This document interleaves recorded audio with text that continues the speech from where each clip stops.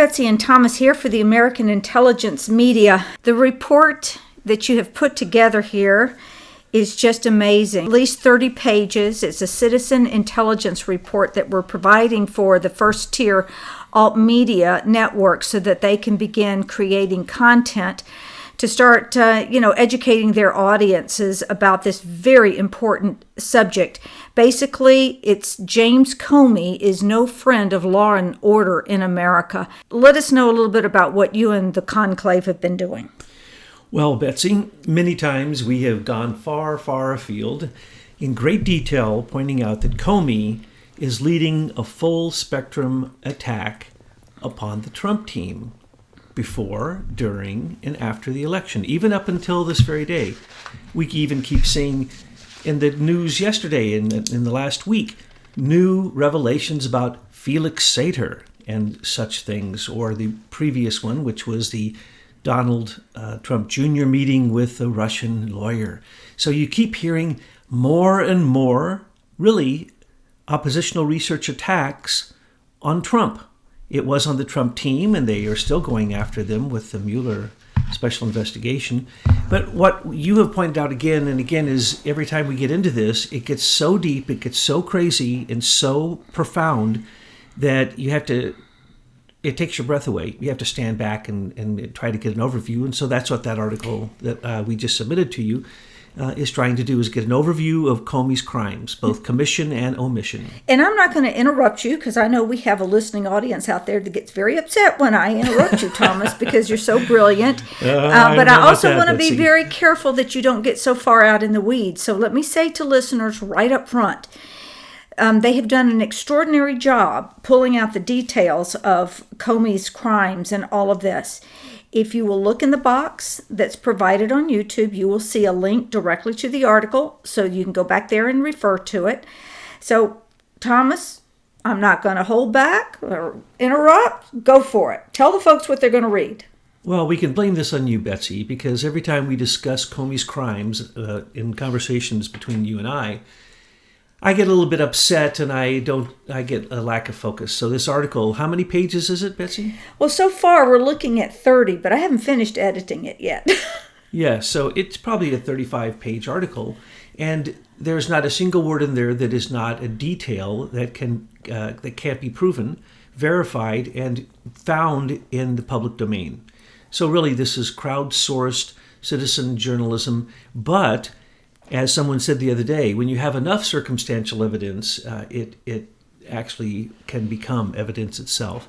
There's beyond circumstantial evidence. What we try to point out here are 28 direct crimes of James Comey, both commission and omission. As the head of the FBI, he should have been tracing things, starting investigations that he didn't, as well as we pointed out, the two Hillary Clinton absolute debacles on his part, defying every law known in America and assuming that he is even the head of the Department of Justice to pronounce Hillary Clinton innocent and pardoned of any sins that she ever committed or ever will commit in relationship to her emails or the servers or the espionage with Huma and, top secret documents appearing on Anthony Weiner's computer. All these things, Comey, that was part of the attacks, you see. He had to attack Trump because he was creating the pardon for what I like to call Queen Hillary. It was assumed by everyone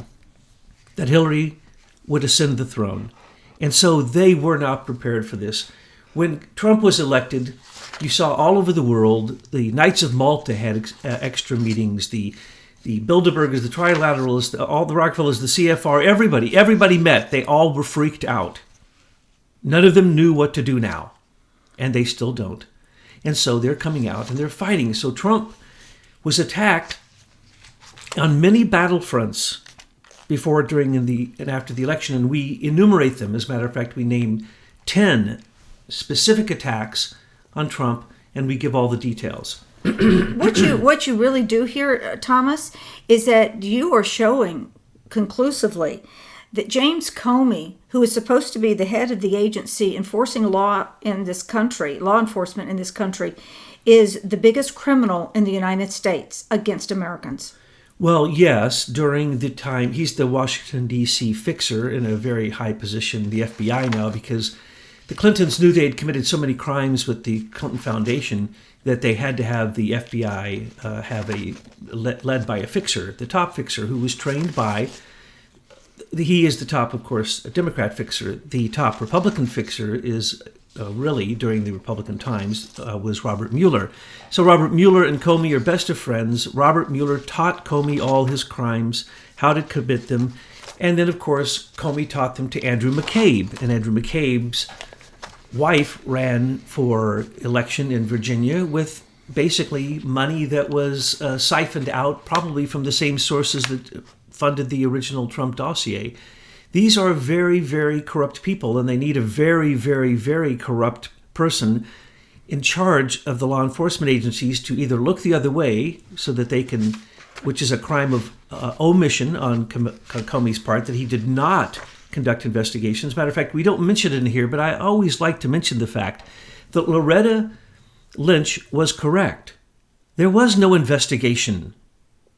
There was no investigation ever opened until much, much later. At the time that while Bill Clinton met with Loretta Lynch, there actually was no investigation. There was a matter. There was a security matter. They named it something different every time they referred to it. And then Comey himself complained that basically his arm was being twisted to downgrade the investigation and to make sure that it definitely went in the direction of exonerating Hillary Clinton. And so during this mess, they had to create damage control because they knew in December, the Democratic National Committee, Hillary and Podesta and George Soros, and of course Debbie Wasserman Schultz and Donna Brazile, they all had a big problem December 15th, 2015, when their emails, which were given to WikiLeaks, stated that they knew they had had multiple breaches in their system. And basically, it wasn't a hack. It was a breach. Someone went in and took a huge amount of information. The server would show who it was. And we know even the name of the person that was used. I don't like to mention that person's name because that person then could get into a world of trouble. But they even know the exact name of the person who went in and took under that name and took the information. We do not believe that is the person who took the information. We believe that is, of course, Seth Rich. And later, well, that's all speculation. But, of course, Comey didn't look at the largest espionage situation that caused the breach of the DNC. There were two people who breached the DNC. CrowdStrike, through Dmitry Alperovitch, which we mentioned in this article quite extensively, because it's coming up in the news again and again and again. Why? Because the congressional investigations are asking people like Fusion GPS owner Glenn Simpson questions, and he won't answer. Who hired them to create the Trump dossier? He won't answer. Dmitry Alperovitch came in and he was happy to answer everything until it was revealed that basically everything that he had done for Obama in the 5 years that he was Obama's cyber terror expert and counterintelligence cyber expert, that everything he said was wrong. And he was the only person who looked at the DNC server. Why? Because on that server was the information that would take them all down. There was the complete corruption of the primary, and that's what Seth Rich was made available through the WikiLeaks. But then there was also the Podesta crimes, all of the many Podesta crimes, and then the association with George Soros, all these things. They had to hide them. So in December of 2015, members of the DNC, who were also members of the Atlantic Council, Dmitry Alperovitch and Alexandra Chalupa, started working with Ukraine, and that's how Ukraine got involved in the greatest meddling going on. So we point out again and again, it was Soros meddling in the election. It was Ukraine meddling in the election. It was Leonid Blavatnik, who donated millions and millions of dollars. These people were meddling, but it was being all led by the FBI, by James Comey. The first initial, we can't go, I won't go into that today, but the first initial attack came from John Brennan in the CIA. It was given to Comey, and from that point on, from December 15th, 2015, Comey led multiple attacks against the Trump team, which we outline in what we call 10 attacks by Comey. And these are crimes. They're all crimes. But we also, ahead of that, point out 28 specific crimes of commission and omission, because Comey is a criminal. We said it before. He is the plug in the bottom of the swamp. When he is really pulled out, and he is not yet, because he's still working with Mueller on the special, as the special counsel for this investigation, he is still working side by side with him. That is called obstruction of justice on both their parts. But when Comey no longer has the power to keep leaking things, as Mueller's team is now leaking, those are Comey leaks going through Mueller, then we will be able to get a handle on things. And we're seeing that the Congress is doing their job, and they are uncovering some of this. And as they uncover it, it's in the news, even mainstream media, almost every other day. Well, as a reader goes through this extensive citizen intelligence report, they're going to see a pattern, being that these are attempts by Comey to keep Hillary and this criminal cabal from prosecution, indictment, prosecution, or just even generally being known. I mean, it starts out that, first of all, Comey is a leaking sieve. And the next thing is that, okay, so first he goes, okay, well, let's get this thing going with the Trump Tower servers. And so then you outline the Trump Tower server problem. And then when that narrative begins to fail, then it's, okay, how can the Ukraine help us? And then we go into what the Ukraine is doing and how this dossier comes to be. Then after that, that's not working. So then it becomes this battlefront of all of this disinformation set out to confuse the average American and to make sure that nobody's looking at really who the criminal is. And then after that, you outline step by step how one narrative would fail and then another one would arise. And still, are they anywhere? Are they anywhere close to where they wanted to be in taking Trump down? No. Every time they attack him, they reveal their roots. They reveal the true ugly face of parts of the deep state. I don't like to use the word deep state. These are bureaucratic, greedy people, individuals who will fight and do anything they can for control, like John Podesta or his brother, or Larry Summers, or what the Clintons did with the Russians. And we also point out that Comey ignored everything that Hillary had as a connection to the Russians in some of the things I just mentioned there. In the WikiLeaks, it says that the largest problem that Hillary Clinton had for her election was that everyone knew she did the Uranium One deal, which sold America down the tubes and gave our supposed enemies, because she wants to say it's more than a Cold War, it's a warm or a hot war with her, with Russia, according to her, tough approach during the election. But before that, she set up the reset button, gave them the tech city outside of Moscow, gave them all this technology, gave them billions of dollars. They were her best friend and Obama's best friend. But all of a sudden, when the research showed, Podesta's research, and he's the most powerful lobbyist in America, just like Paul Manafort would be kind of his counterpoint, and with Manafort, Blackstone, and Kelly, they're kind of the Republican side of Glenn Simpson's Fusion GPS. So we have here battling factions of propaganda that are just nothing but lie factories.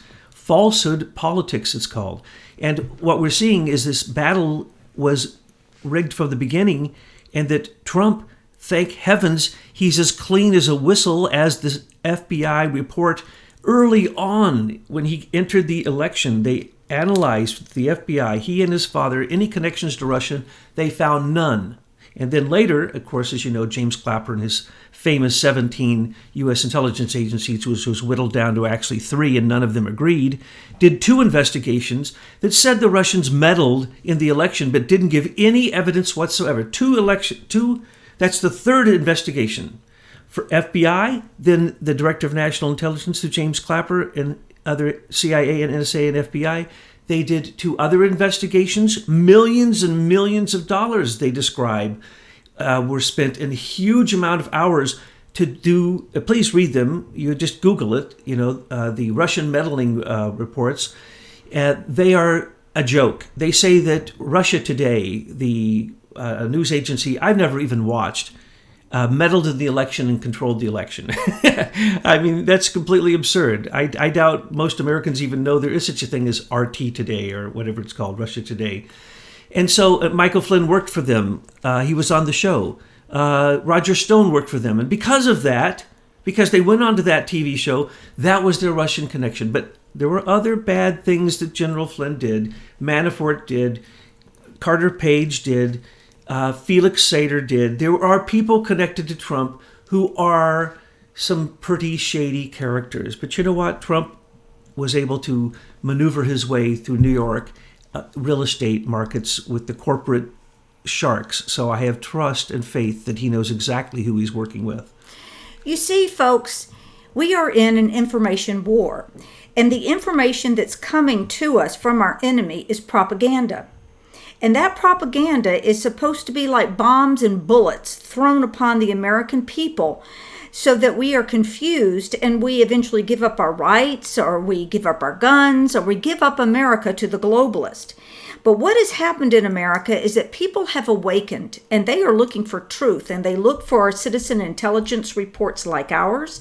They go to alternative media places where truth is being told, and they're antidoting themselves against this propaganda. So all of these attempts by Comey and his globalist cabal friends have failed to this point. And you can tell this by this last straw effort that they're making with a character called Felix Sater. And I mean, if this is the last straw they have, I would say their game is pretty much up. Thomas, tell us a little bit about Felix Sater. Felix Sater is a joke, but he's a very deadly, serious Russian mafia joke. He loves Trump. He begged Trump to please represent Trump. And what Trump does is he allows some companies, some real estate developers, to lease his name, to put his name Trump on a building, and then he makes millions of dollars for making sure that it's got good quality and that it's worth having the Trump brand on it. Well, Felix did do that with Trump in the Soho project in New York. But he brought in Kazakhstan billionaires. Okay, Kazakhstan is an ex-Soviet Union satellite country.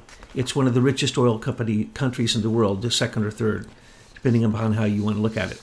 So Felix Sater is a Russian. He was born Russian, and his father in New York was like one of the head henchmen in the New York mafia, Russia mafia. And he worked for a man which we don't even say his name because that's how serious it is. This man's worse than George Soros, okay? He's the worst Russian oligarch, billionaire, who knows, perhaps trillionaire. And he's so ruthless that if you even mention his name in the same sentence with Putin, you may get shots. That happened just a few weeks ago, actually. Someone in public mentioned his name and said he was a friend of Putin's. He was shot on the street a few days later. So this is who Felix Sater's father worked for, his head henchman in America. So imagine that Trump didn't know this when Felix Sater came to him and begged him to do real estate deals with him. What did Trump say to him? Trump says he barely would know him. If he was in a room, he couldn't pick him out. But he did say to them the following, which he says to everybody: "Bring me a deal." And so Felix Sater went out and did bring him some deals because Felix Sater is crooked. Now, let's look at Felix Sater's history. He's very violent. He was put in jail, just like his father was put in jail for all kinds of, many charges, all kinds of corruption, fraud, extortion, you name it. So his family is a crime family. He was put in jail rather young, and the FBI started manipulating him. They turned him to be an asset for 12 years after he ripped off people in a penny stock scam, Ponzi scheme practically. $40 million he ripped off, and eventually after 12 years of being an FBI and CIA informant and asset, they finally made a ruling and they charged him $25,000 the other day. So he came up again in the news. And now, oh my, because he's in the news and he loves the news because this is how he gets publicity.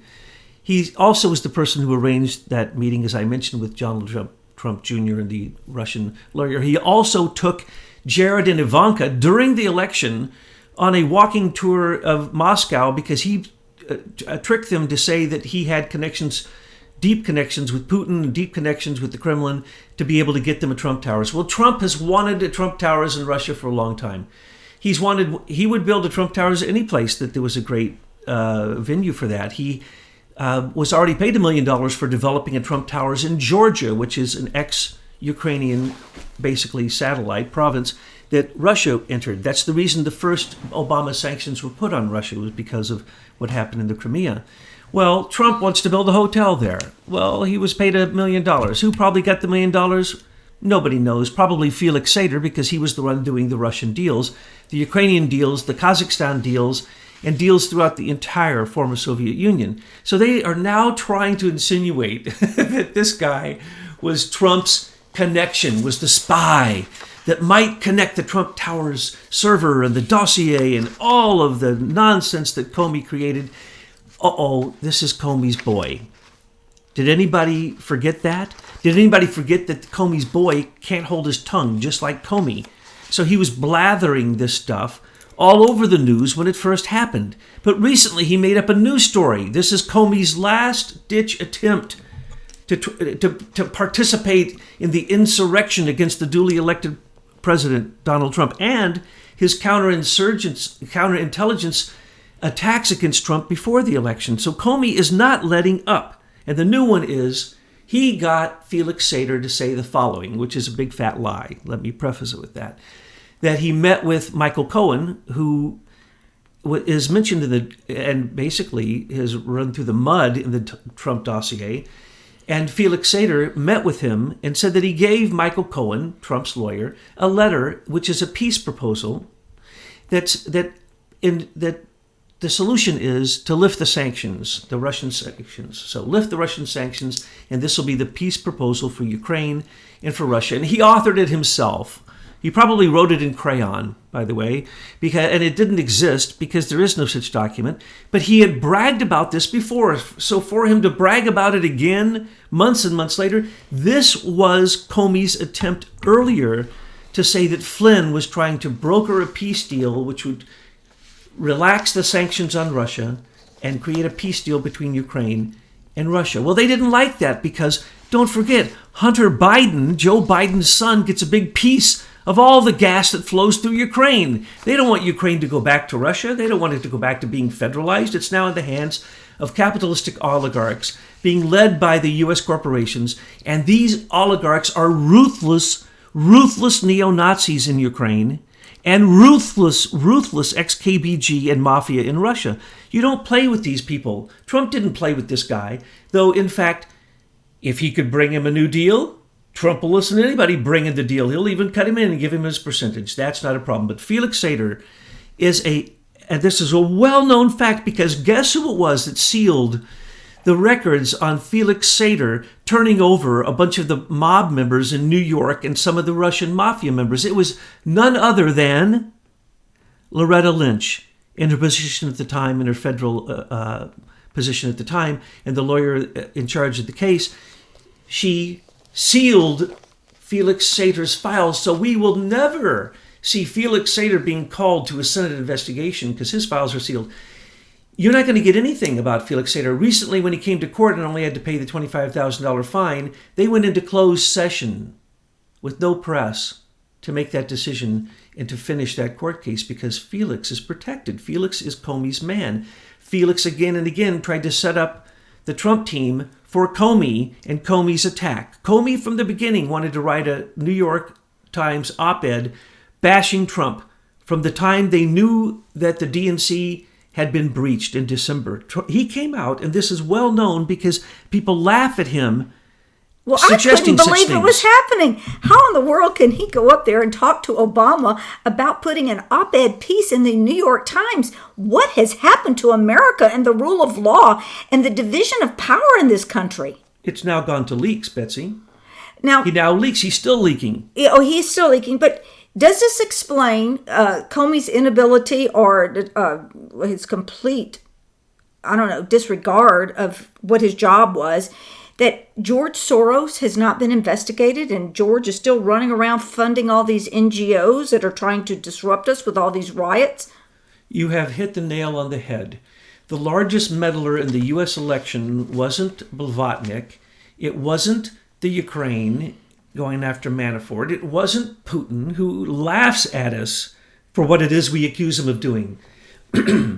He's almost like when Osama bin Laden laughed and said, "I wish I had planned the attack on the Twin Towers." That was his first remark. He wished he had.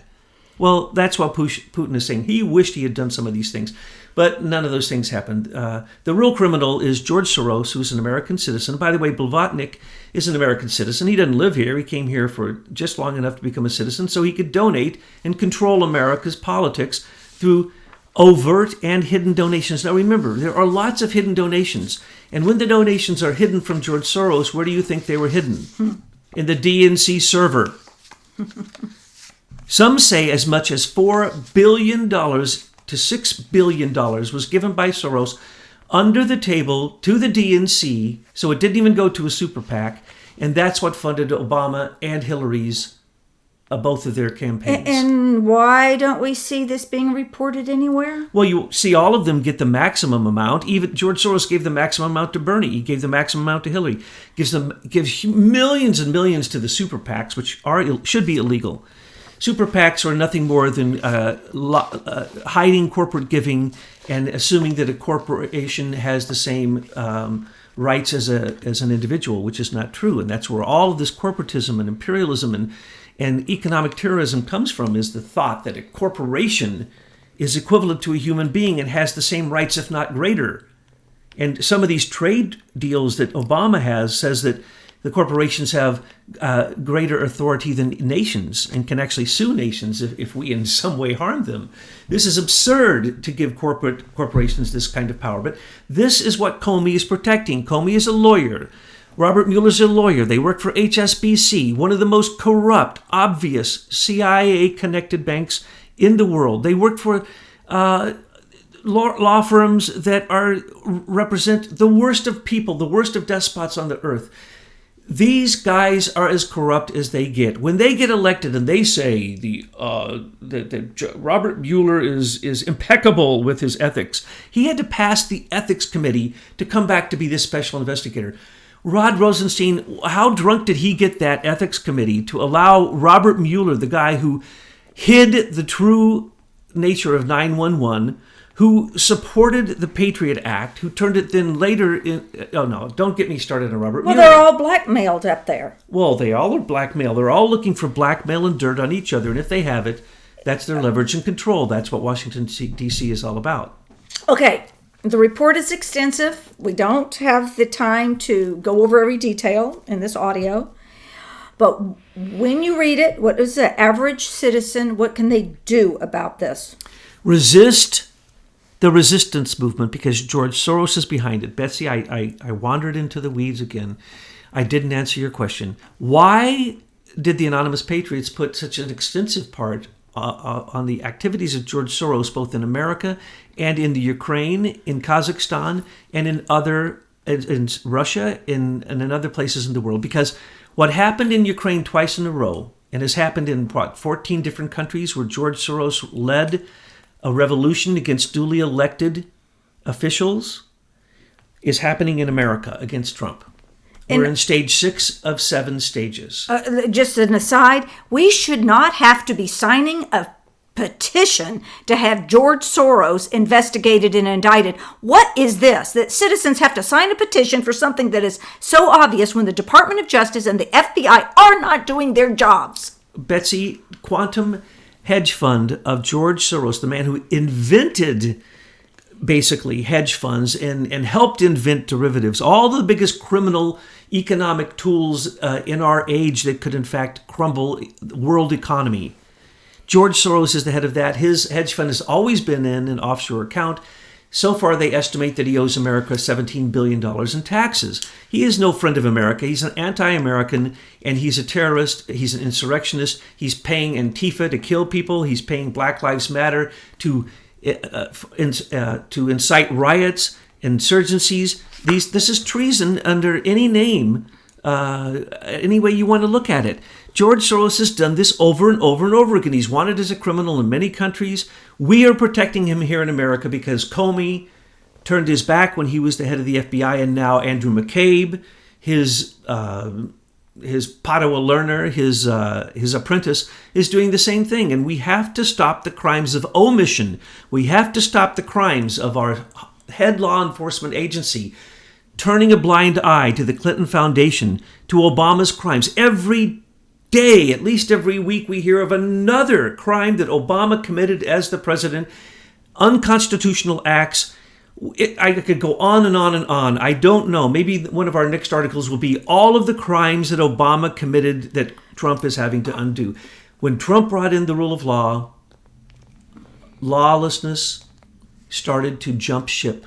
And that is what I can say. As we look at George Soros trying another revolution and regime change right here in America where no one thought it was possible, and Russia's sitting back laughing, they don't have to attack us, George Soros is. We have to recognize that his 184 NGOs are nothing more than a fake falsehood lie. It's propaganda.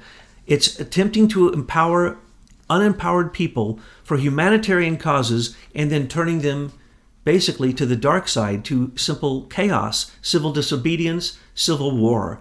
We need to look George Soros in the eye and say, no, we will not have a civil war, and we will come back to having a lawful USA. And the Washington, D.C., as the swamp drains, the criminals and the biggest criminals jump out the fastest. So I'm happy to see it. Folks, educate all the people you can. Even if your group is only a small gathering of Facebook connections, and some of you out there, we see you've got 100,000 subscribers on your YouTube sites. Take this article, the Citizen Intelligence Report, take it, break it down, and start explaining it to folks so that we're all awake and we can resist the propaganda information war that's been lodged against us.